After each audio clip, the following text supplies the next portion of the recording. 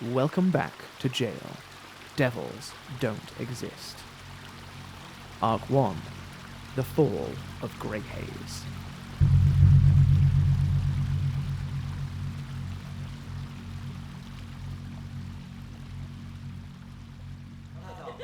Any questions about anything we've gone over there, or anything that maybe doesn't make sense? Or...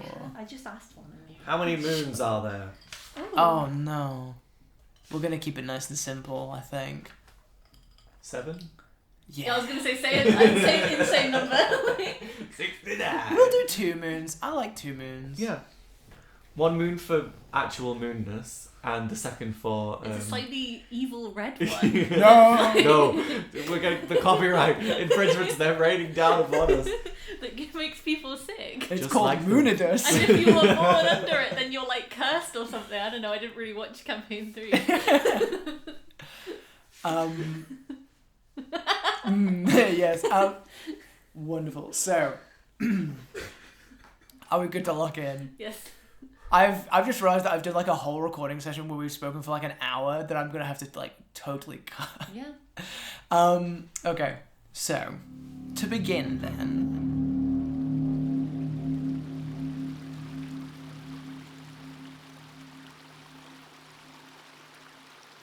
In the town of Greyhaze, we see a small, quaint shop front within the ward known as Red Rock. It is a cramped building wedged in a long brick street, so named for the red rock used to construct the bricks here. It is penned in by 2 much broader, longer buildings, but this establishment itself is by far the tallest, having looked like over many years, several different stories have been piled clumsily on top of one another, with a balcony here, or a slightly wider, second floor that spans out and then goes back in narrower, a slanted ceiling. There's like some windows in the front of the establishment, but it's like literally locked in a row of terraces, so you cannot see either side of it. A viewing window on the front of the building next to a wooden door. And in that viewing window, it simply just says pies and more in golden calligraphy that has long since faded and peeled away. And it's looking like it's like either rusting or it's just been like kind of like ripped off, or the rain has just like slowly removed it from the glass. There's like dark stains around the corners of this like glass lead-lined window. But within we see an incredible amount of warmth.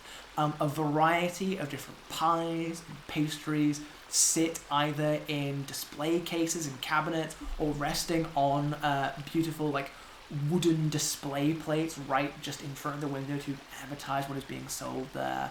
And above the wooden door we see literally just a small wooden sign in about the shape of a shield with, again, in peeling faded paint, an image of a pie with like flavor smell lines coming off from the top of it, again with in this kind of gilded golden lettering underneath just saying pies and more, with like an N and an apostrophe and then more on the other side. The door immediately like swings open before us, and there's a little bit of creak of the hinges and a ding ding ding of the bell from over the doorway, as we are welcome to into a space of absolute warmth. We are going from outside, where it is cold and it is raining, past foggy panes of glass, into a space with a roaring fire to your left, stone paved floors before you, enough room in this small bakery for 1 or 2 literally 2 small round tables with 4 chairs around them each. The chairs look either to have been salvaged from like an old garden bench that's been sawn in half and turned into separate seating, or taken from some weird all of them appear to mismatch. Like there's like a bar stool there as well. Immediately, that's to like maybe the right hand side of the room. Left hand side is this fireplace, but immediately in front of you we see a brilliant polished wooden countertop upon which some cold pastries just sit on a series of wooden display cases.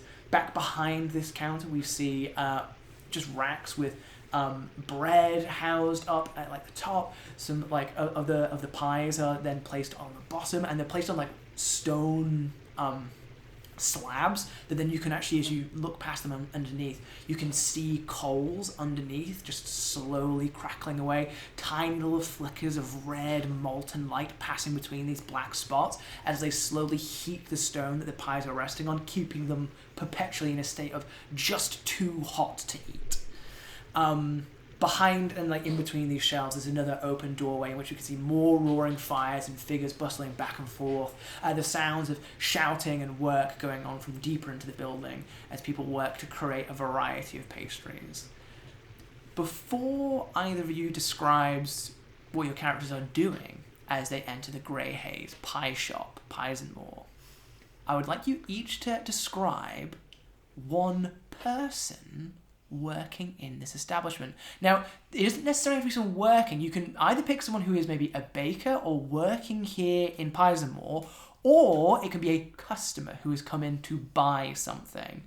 The only restriction that I'm going to place on you is that they are in this place in this moment right now, and that they must either be a human, a Goliath, or a Genasi. And that is it. Who would like to go first? I'll go first.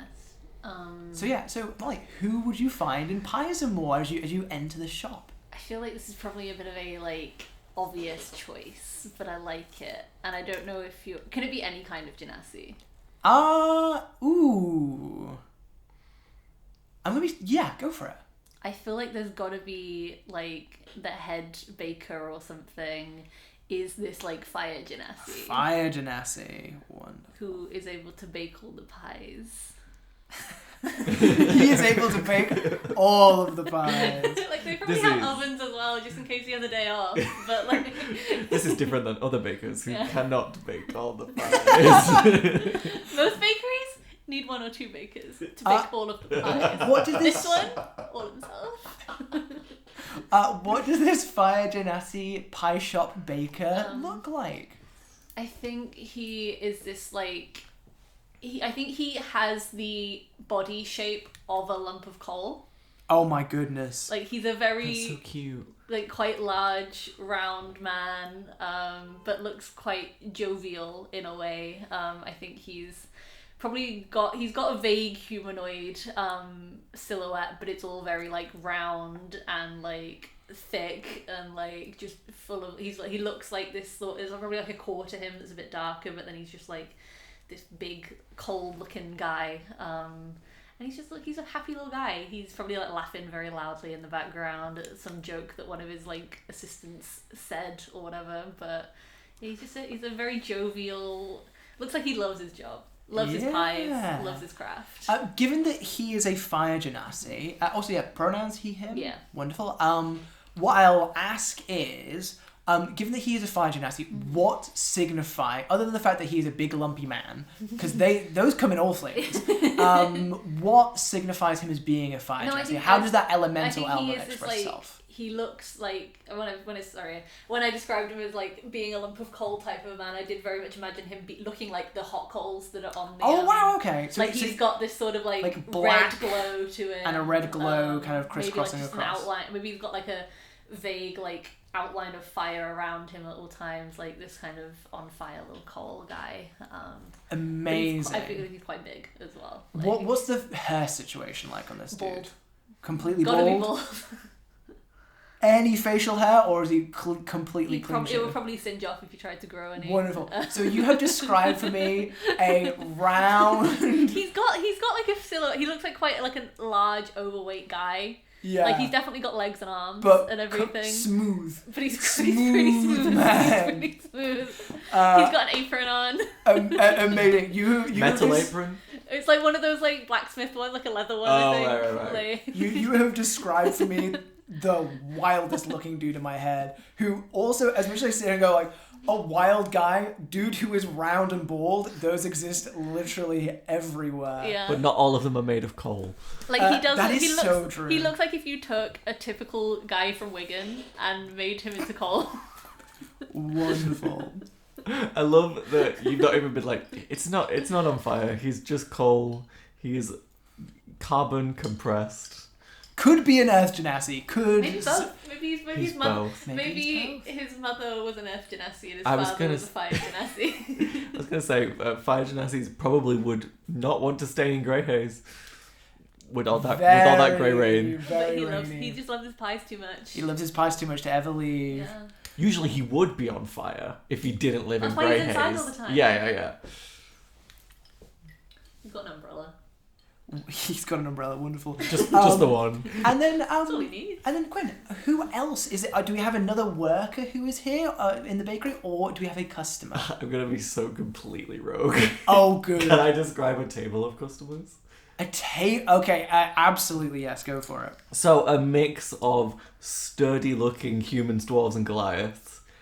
Okay, did I say we don't have dwarves? No dwarves, just humans and Goliaths, Humans and and maybe Goliaths? an Earth Genasi. So they're all wearing like some sort of similar blue rainish uniform, rain-coloured uniform, high wellies like you would with like if you were going fishing, but they're also wearing the upper clothing of some sort of mason. And I think, not that Neph would know this, but I imagine there's some sort of system in this town for restoring rain erosion. And I think that they come here to eat and this is their break, and they just run around town being like, they're assigned by the governing bodies of this town to fix buildings that have been rained into oblivion. Amazing. And they're all hot. They're all hot. Yeah, they've got the Fire Genasi in the kitchen. Yeah, it's warm in here. It's warm. Humid. Because all the water's evaporating. Nowhere for it to go. Brilliant. So, to flesh out this scene then, I'll ask, who is entering the pie shop first and in what walking order are we going in? Given that we are currently in the presence of the Tamori Glaive, the Mage Spindle, the Focus Astrid, the Saint Nephilim, and the Guardian Angel Khmar Kasht, as well as Crusader May. Yeah. I feel like we can't lead with the angel. Okay, Neph is already apologising for the angel with her movement, so she is not walking into this room first, because she's like, I have to, justify that there's a big eyeball angel that's coming through the door, so maybe you go first. Yeah, I feel like, but then similarly, Glaive knowing kind of the situation that Tamori are in, that's and true. how rare they are, is also like, I'm the noticeable one. So I feel like it's probably Spindle. Yeah, we pushed Spindle through the door. Wonderful. I've never seen two players more quickly disengage themselves from a scene and go, hey, DM, roleplay with yourself for a bit. Okay, No, that's not our intention. We're all going in the same... We're going in, he yeah. goes first. Oh, okay. Spindle's just in the front, like Glaive's probably second. Wonderful. So, dripping rain from his curling horns and soaked mane, the Mage Spindle stumbles inside Pies and More. Glasses immediately fog up. Glasses immediately fog up, being literally shoved in there, just like, stumbles forward, blinks, looks around, takes his glasses off, and begins rubbing them on his rain-soaked jerkin to try and dry them off. As the rest of you follow in, I'm assuming it's I feel like Glaive despite all the comments that Glaive received earlier, she is gonna hold the door open for everyone and be the doorstop that everyone... Oh no. That almost deserves a bit of psychic damage. It was she's holding the door open to be polite, and then halfway through realizes what she was called earlier, and it's just like... Yeah. Thank you, hon. You hold the door open. I think probably Astrid is next to come in, and then who is following in... who's going in your... Is it you leading, or... I lead, followed by May, and then the eyeball does what the eyeball wants. I am not in control of it. Amazing. So, we'll get to the eyeball when we get to the eyeball. Yeah. The rest of you all enter initially, and I think upon seeing this satyr stumble into the room, his hooves just making absolute racket on this stone floor, immediately these burly. I think every single one of the men at the table has a long handlebarred mustache that loops around to their ears, like real mutton chop style. I can't imagine a single one of them as having even a stroke of hair on their heads, just perfectly bald I heads. mean, Quinn said they were all hot. They can be hot and do that. Have you seen Tom Hardy? And, Hot people can be bald. Hot people can be bald. Incredibly muscular, brawny men, wide shoulders, wide knuckles and hands, big fingers, wearing probably these kind of slightly sweat-stained I am white only vests. imagining the dad from Cloudy with a Chance of Meatballs. That's an okay. Oh my God, yeah. That's an okay I assumption would to have. describe him as hot. Some people find that hot. You're wrong. Okay. Yeah. That's on me. That's on me, I guess. I don't know what NBC was going to talk about last time. They were like, this one's so fuckable. But I looked at Quinn, I was like, okay, I know I'm what hot is here. I'm like the Opto Stitcher. Smash. These guys? Nah. These normal men. They Which each, is normal, man. each one of them has very wide shoulders, brawny fists, like these probably linen shirts, probably not linen, but probably a more worn fabric rolled up to their elbows, big hairy arms, hairy knuckles, all sat around. They've got wellies up to probably beyond their knees, where they actually have to fold it down back over their leg in order to have the rain drop off. They're kind of probably wearing some kind of what do you call it? Galosh. Suspenders. They're kind of holding up these water trousers, so they've got those thrown over, and you can see that around each of their chairs, just these large leather-bound bags full of, you can see, just masonry tools. So you see hammers, you see chisels, you see there's a ladder propped up against the side of the wall that's just kind of dripping water. Some of them even have a few what it looks like just pipes, but halves of pipes in in some of their bags. And they all turn to look at you as soon as you enter. There's probably about 3 Goliaths in the group and 2 humans who all just kind of bristle a little bit as they just put their elbows on the very small table that they're crowding around what looks to be about 5 to 6 dishes, all with different kinds of pies in various states of being half eaten on them. They all stare at you, and then from across the counter you hear and you see this incredibly large, round man who's truly, he's almost built to Snowman proportions, where he's got a round body and then a round head, no neck. I'm almost imagining the guy from Sandwich TikToks. Oh, yeah. Completely bald head, completely smooth face, matte grey skin like coal, with little crisscrosses, like veins that go across and over his body and around even his own silhouette that glows with this faint heat. Everywhere he moves, there's a slight shimmer of just heat haze around him as he just kind of, it probably illuminates a 5-foot radius around him just with the glow of his own body. Again, wearing a chef's apron, has a shirt, sleeves rolled up. But I think the things about humongous nose on the dude, no neck, just the border of a chin and then jowls on jowls on jowls all the way down, and humongous earlobes that just dangle down. And he kind of looks at you all as you enter and leans both of his elbows onto the bar counter, and whereas I think you're definitely getting a degree of animosity from the gentleman at their table, this man up here is just kind of squinting at you for the time being. And what I'm going to ask from our players, you'll be getting advantage on this because you're getting the help action from your various members of your retinue. I'd like you to make a group performance check to see how well you are interpreted in this moment by the locals. Again, I do severely believe that you should have disadvantage on this check. However, it is the various people and your companions who are not only giving you a fighting chance, but then giving you advantage with you being in this space. Advantage can only do so much when you have a -3. It's okay, I will bring the average up. Neph does a half-hearted wave and then grabs her hair and squeezes all the water onto the floor. Oh, one of them was a 1. Okay, that's not bad. That's not bad. It's a good. The other one was cocked, but one was a 1. To be fair, you're gonna get a 1. You're not gonna get if it's. Oh no, it's advantage. With advantage. Please. 11. I 11? got a 15 overall. 15. Which means I rolled an 18. Whoa. Oh my god. Okay. So we're going to do 2 separate checks here. The purple die that I've got here is going to be for the gentleman at the table, and the yellow one is going to be for the baker here. Which is a great description in an audio-only podcast. Why? So that you guys know. So we know you're not cheating. Okay. Because I would accuse you. So we're going to go with the highest roll that you guys got, which was a 15. 15. That's the best I will ever roll on a charisma check. Hey, it could be 17 That's one true. day. That's true.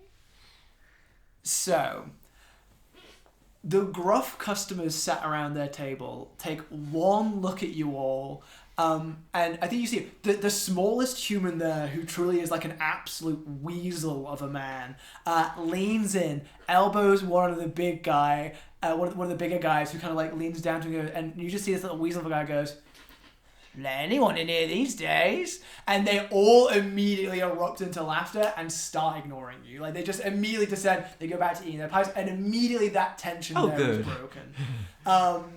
As they just, "Oh, doesn't let anyone in here these days?" Yeah, they just start like laughing back and forth about that. Meanwhile, the pie shop owner, as he stares across at you, long goes, can I help you folks at all?" We're hungry.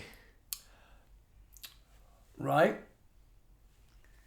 We were given a recommendation by the mayor. I'm gonna ask for a persuasion check. Why does he hate us? With advantage? I would say no at this point. Can I use a bonus action to help? Yeah. Actually, With my Fey gift? If you're what are you doing with your Fey gift to give advantage in this moment? I will say salutations. And hold on, I'm freaking out. I don't know. I've got no power. You're on your own. No advantage. Then you're making I this couldn't straight. think of anything in time. Can I have guidance? Do I have the opportunity to cast You can guidance? guess guidance this moment. Yeah. I'll say good luck, and I'm Yeah, hand on your shoulder. This hand lands on your shoulder. What does it feel like for Glaive as guidance is cast on her? So guidance. How does it look in the clarity? I think Neph's version of the clarity gifts are very bodily. So I think as she places her hand on your shoulder, from an unknown source within her palm, her blood sort of leaks out and forms sort of a bangle around your arm that has a little eye symbol somewhere within its circumference that will disappear once the spell has been used up. Yeah. I love that. You just hear this like almost hiss of steam as blood magic wends its way around your arm. And I think there's one particularly large like rivulet of blood within it that like orbits around almost like it's, a moon stuck around a planet that you can just see is like there's a tiny little eyeball in there that just moves around blinking wetly at everything that it sees. You do feel like you're being watched, but there's an eyeball behind us. Right, let's see. Maybe the guidance will negate my awful modifier. Potentially. It could give me a +1. Yeah. Oh no. So, let me just do the maths on this one. Okay. So that would be... So if I add my modifier... You mean take your modifier. Take it away. I believe... Is that even gonna matter? So I add the modifier first, which would make it a -2 Okay. overall. Yeah. And then I add the 4 for the... So I rolled a 2, but Wow. it was a 1 on the die. So you roll a nat 1. I rolled a nat 1 -3 +4. How are we gonna take that? My God tried.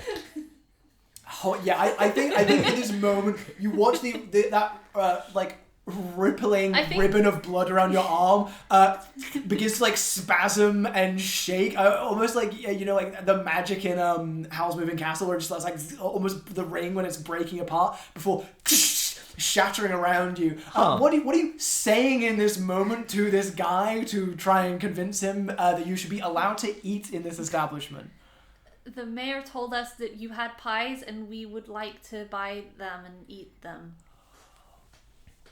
Or the mayor told you that we had pies here, and that you were to come and eat them.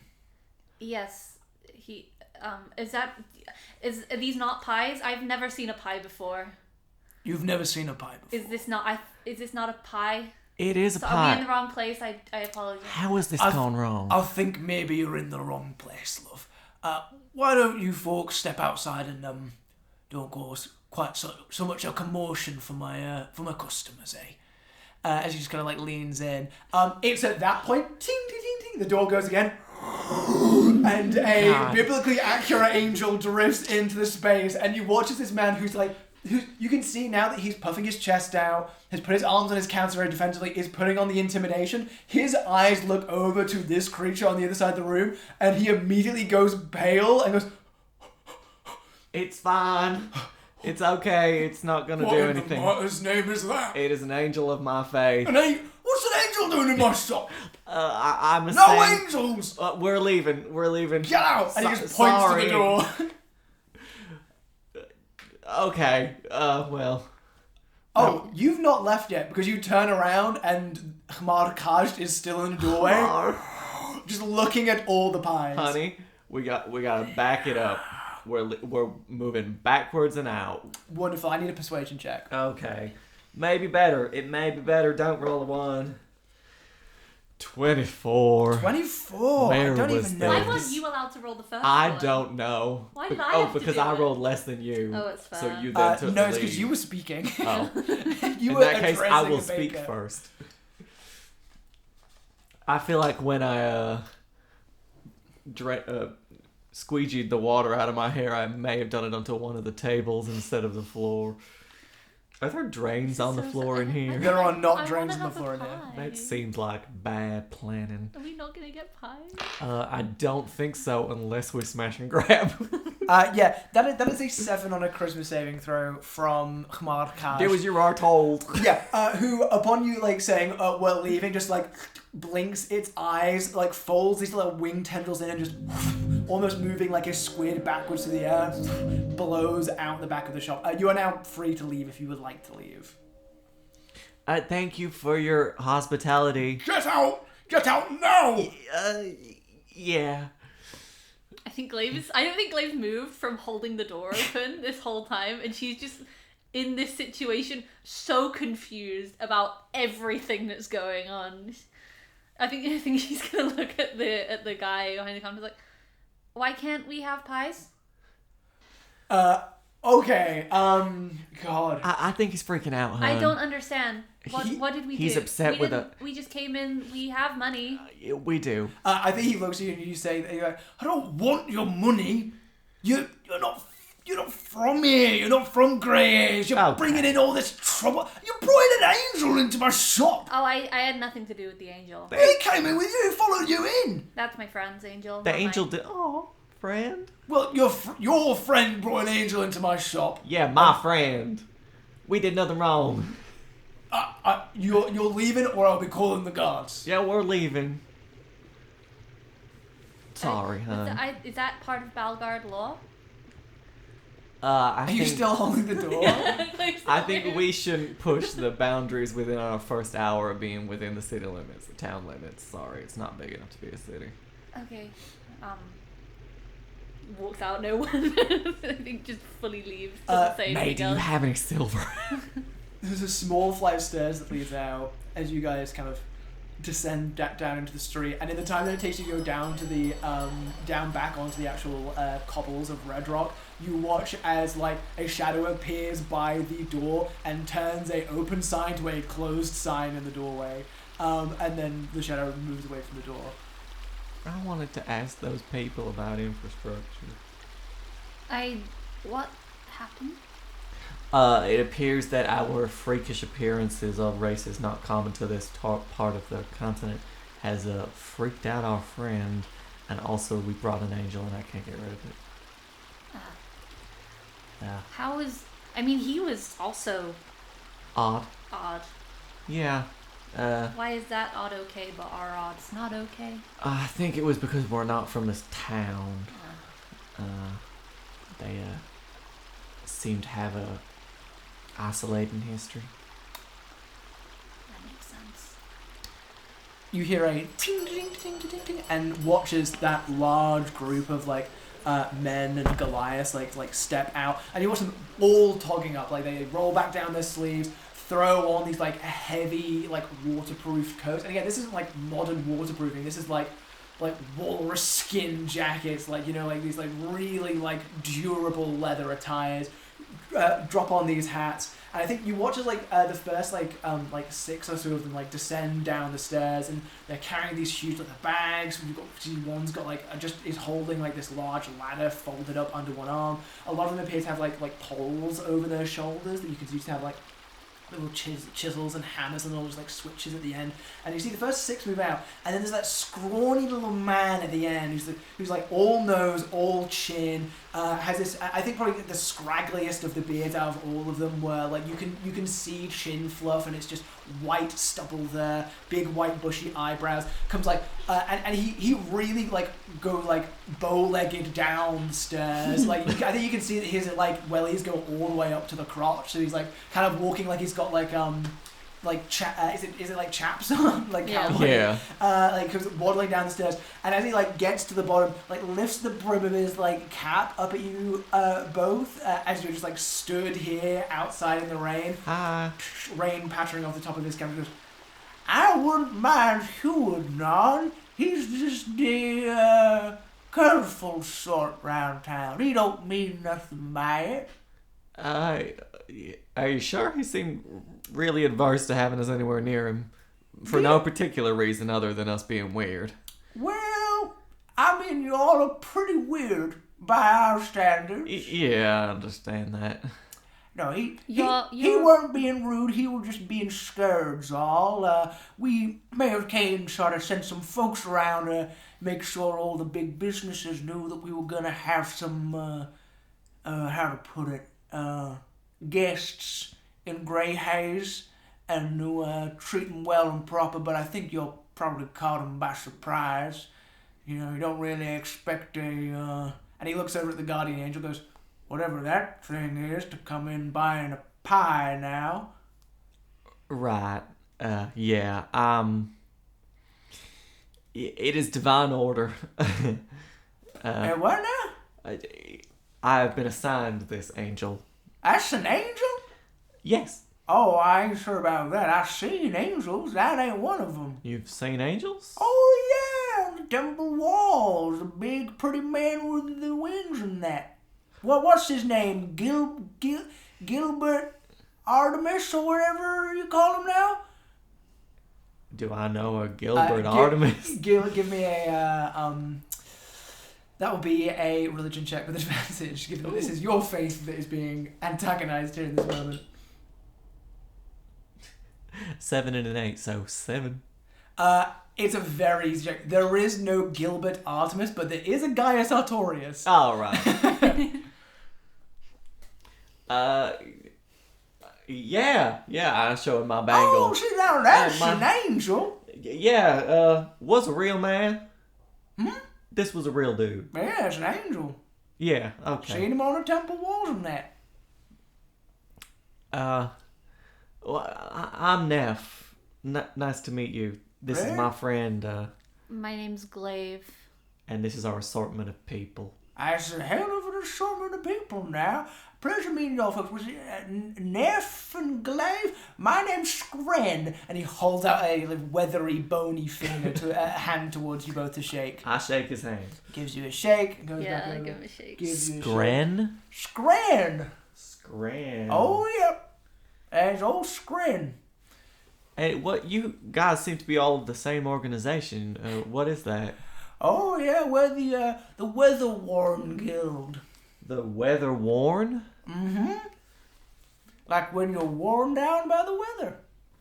That's really nice. We're a small little bunch, but we work for the mayor, keep the town looking nice and spick and span. So we do a bit of litter picking, but most of the time we're maintaining the infrastructure. So you see those wonderful fountains around. That's I suppose I can take a bit of credit for that. I mean, it's a marvel of engineering. This city, this town. Oh, I ain't got nothing to do with it. If you're interested in the actual waterworks and all that sort of stuff below the town, you need to go and talk to the water rats. But we just deal with making sure the buildings keep standing. And Are they real rats? Oh, they're real rats, all right. Okay, thank you. I don't know whether to. I turn to May. Should I correct metaphor, or should I let her discover for herself? I find that experience is the best teacher. Yeah, that's a good point.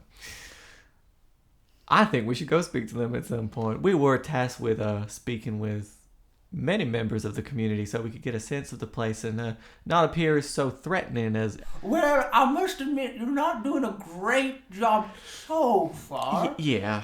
And ma'am, I don't mean to be of any offense to y'all in this moment, Miss Glaive. Yes. Can you not glow so much? I don't have a choice in that. Well, alrighty then. I just thought that maybe that might have been what done spooked him before your feathered friend came on in. Yeah. Are there other places to buy pies in this town? Well, I mean, you could always swing by one of the taverns to see, Hugh would just drop off some deliveries there every now and again if you're looking for food. And Emmeth River is not such a bad person now. They're a lot more accepting of folks in town, not so easily spooked. But then Emmeth River's been as far as Tirkaragris, so, pretty worldly person if you ask me. Maybe we should go there. Yeah, that sounds good. All right, where are you guys heading?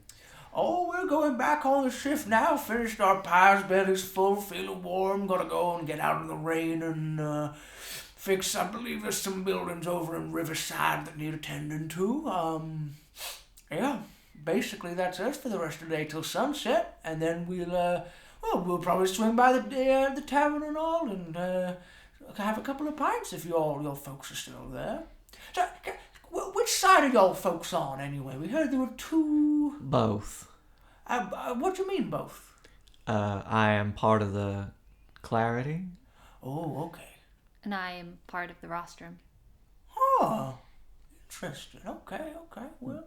This group is sort of an experiment within ourselves to make bridges. Well, you're certainly very experimental, I'll say that. Pleasure chatting to y'all, folks. I'm gonna get going with the boys, so I'll leave you to the rest of your day. Good luck with brokering the peace. Thank you. Oh yeah. And he just kind of nods and kind of his bow-legged, very wide stride just goes following after the others, who you can see have trailed off further down the street and are all looking back at him quite expectantly. So he just goes, "Oh, get! You got buildings to repair!" And they all just start wondering about their day. When does the sun set at this time of year? Around this time of year, we'll probably start setting at 5 p.m. and then is firmly set by 6. I turn to the angel, whose name is... Kamar Kash. Kamar Kash. I have an important divine providence for you. It kind of tilts forward, bowing again. Would you be so kind as to lend your observance into surveilling the skylines of this city from up above? And when the sun sets, might you join us back at the large keep that we were supposed to meet at? This is wonderful. I'm going to say, can I have a persuasion check? Please stop creeping out the locals. I'd say with advantage in this moment, for because that is genuinely the best reasoning I can think of to give this creature in this moment. Here, observe. Do observations. Do what you're meant to do. Hey, Mr. Observer, go and observe something. Oh, thank the clarity. 22. Yeah, you literally can't get higher than that. You watch as Khmar Kaj just kind of looks at you, does that like bobbing bow again before beating these squid-like wings behind it, and It sees to the heart of you.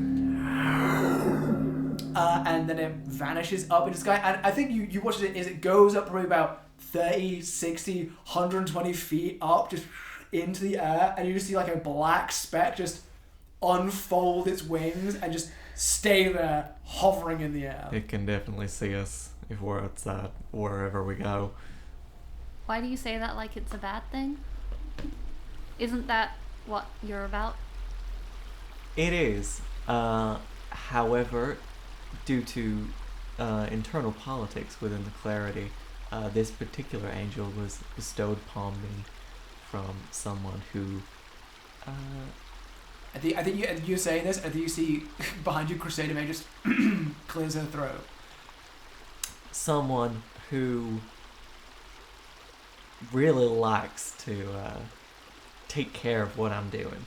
Would Glaive know to do an insight check on that? Because that's sus as hell. I think Glaive hears that and is like, I still don't understand why that's a bad thing, but I won't press any further. Thank you for your maturity. That's okay. I think Spindle steps forward and is, again, once again, completely sewed through, and he just looks and goes, well, that could have gone a lot better. What's the plan now? And you can see that he's like pulling like his little uniform about his shoulders and just kind of like shivering there in the cold and rain. Well, is the priority still to find a pie? I'd like to eat something. I've not eaten today. Tavern? Perhaps we should find that tavern. Right. We didn't ask for directions. No. Maybe we should have done that.